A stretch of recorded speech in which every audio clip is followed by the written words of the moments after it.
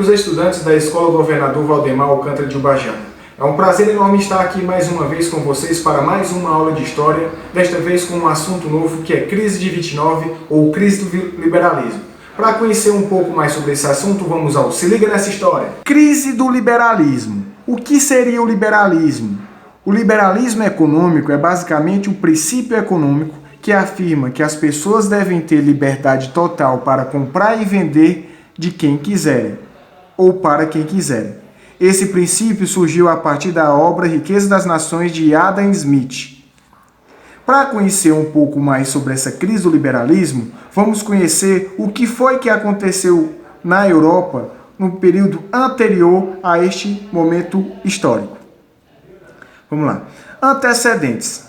Nesta época, a Europa estava voltando do imperialismo, o período em que os europeus saíram para o continente africano e asiático buscando novas colônias. Devemos também salientar a Belle Époque, período em que a Europa estava se modernizando, principalmente a França, abrindo grandes e belas avenidas, acabando com os cortiços nas áreas centrais e embelezando a cidade. Devemos saber também que a Europa estava vivenciando a Primeira Guerra Mundial, um fenômeno e um episódio que abriu graves feridas no continente europeu, haja vista que as nações europeias estavam passando por importantes crises econômicas, com perdas salariais e com milhares de mortos, ocorrendo um declínio na área industrial dos países europeus, que ficaram submissos a gêneros alimentícios e também armamentos comprados dos Estados Unidos.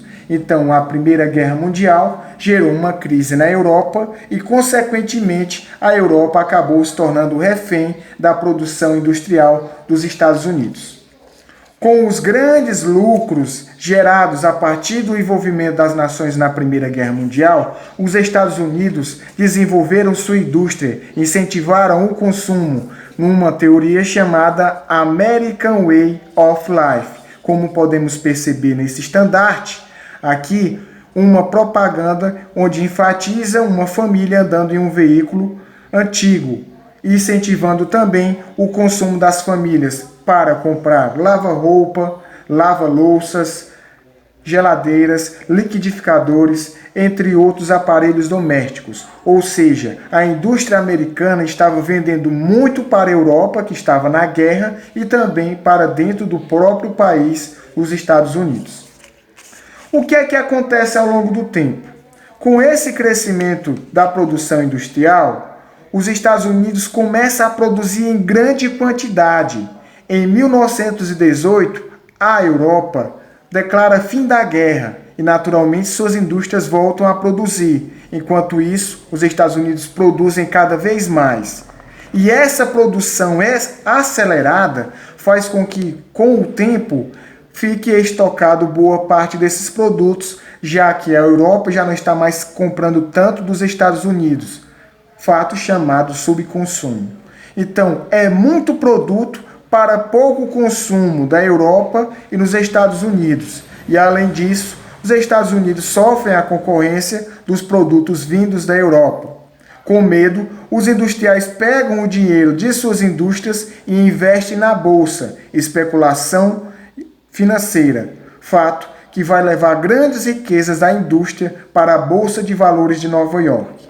Porém, no dia 4 de outubro de 1929, uma quinta-feira negra, boa parte das empresas que tinham sido compradas suas ações dos industriais americanos declaram falência. Elas já não valem o que valiam no momento que foram compradas. Esse fato vai fazer com que as pessoas vendam suas ações cada vez mais, as ações sem valor. Esse episódio, onde ocorre uma queda na Bolsa de Valores, é chamado Quinta-feira Negra, crash da Bolsa de Nova York ou crise de 29. Ou seja, os industriais investiram, compraram ações, partes de empresas na bolsa, mas essas empresas já não tinham poder de crescimento, já não conseguiam vender tanto, não geravam lucro e quando eles foram vender, venderam a preços menores, resultando numa crise econômica sem precedentes. os Estados Unidos, mergulhado nessa crise, vai vivenciar as eleições presidenciais de 32. Eleições vencidas por Franklin Delano Roosevelt. Roosevelt afirmou no discurso ainda durante as eleições que iria intervir na economia, ou seja, o Estado iria interferir nas compras e vendas, fato que vai dar o fim ao liberalismo antes proposto nos Estados Unidos. Franklin Delano Roosevelt é então antiliberal, porque intervém no Estado e na economia americana. O plano econômico criado por ele é o chamado New Deal, baseado numa teoria econômica chamada keynesianismo, de John Maynard Keynes, que diz que o Estado deve interferir na economia.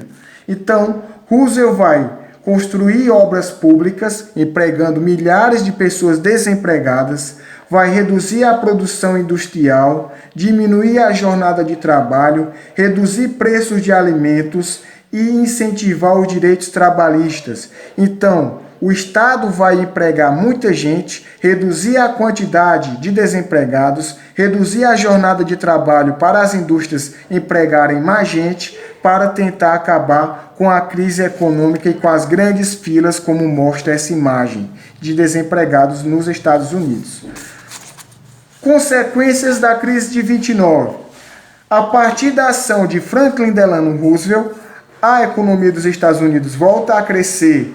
No Brasil, a crise de 29 vai gerar a crise do café. O Brasil não conseguia mais vender tanto para os Estados Unidos. E o Brasil, no governo de Getúlio Vargas, vai pegar boa parte do café que está acumulado nos estoques e queimar para tentar fazer com que ele tenha mais valor no mercado. Então, pessoal, basicamente esse é o conteúdo de crise de 29. Espero que vocês tenham entendido. Em breve estarei com vocês para explicar um pouco mais sobre esse assunto numa reunião. Espero que vocês tenham tido um bom êxito nesse assunto e em breve estaremos juntos. Forte abraço a todos, até mais, tchau.